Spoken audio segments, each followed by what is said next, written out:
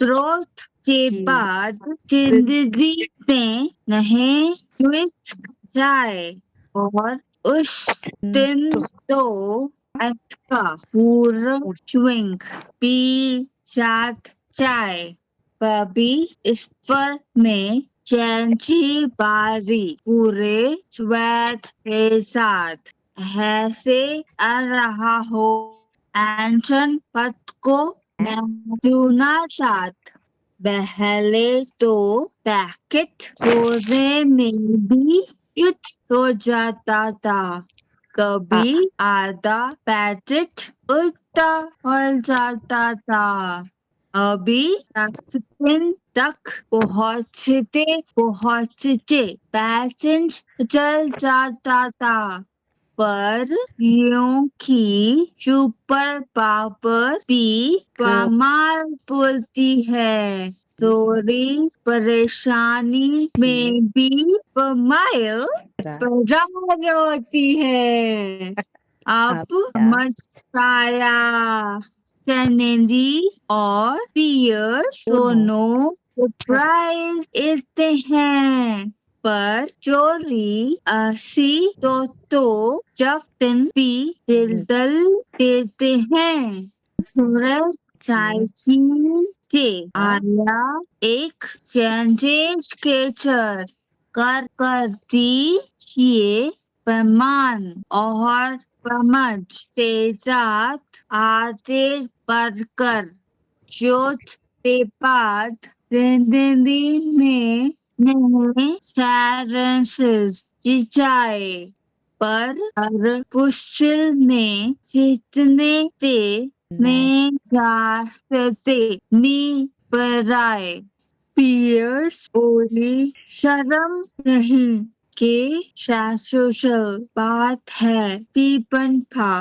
इसमें ध्यान देखभाल और सम्मान विचार है का और पेज पर जिसमें चैंट्री पाता है और पैर के साथ जैसे कह रहा हो सहाबाई में मैं हूँ तुम्हारे साथ। ओहित कहता है चेचिन सिर्फ बयाओं का नहीं समझदारी अपनी जिम्मेदारी है। मैं समझाती हूँ है कहा बहुत ही सबसे बड़ी जारी है। चीनू और पीनू भी धीरे धीरे समझे हैं।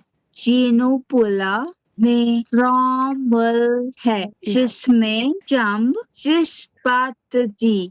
पीनू बोला ये हुई एपू टॉपिक हाँ डॉक्टर अभी को समझना चाहिए। नीमू बोली ए जल्द और चाइचीन का टी को बात है पेपर पोस्ट एक सपोर्ट से कम है पर सच्ची बात है पेरेंट्स चिट्ठी और चाची किचन कर में हो अभी तोरी पेशानी अभी तोरी समझदारी की बात पर सबसे अरूसी है सदियों के लिए पेमा चीजत जिस पर वो बात जब ठीक रही है पूरे समाज के नाम वेंसवेल चाइचीन से है वेपेक्स पेरिस और केयर मैं काम पता है आज मेंस्ट्रुअल हाइजीन डे है। हाँ मुझे पता है। और पता है ये होता क्या है? कुछ आइडिया तो है पर कोई बात ही नहीं करता है इसके बारे में। मेरे बहुत सारे फ्रेंड्स को तो पता ही नहीं पीरियड्स का होता है और मैं सोचता भी हूँ बताऊँ तो समझ नहीं आता उनको क्या बताऊँ। इसका ही बोलता हूँ कि ये लेडीज की नेचुरल प्रोसेस है। मैं बताता हूँ। लेडीज का रिप्रोडक्टिव सिस्टम पीरियड्स होने के बाद से बनना शुरू होता है।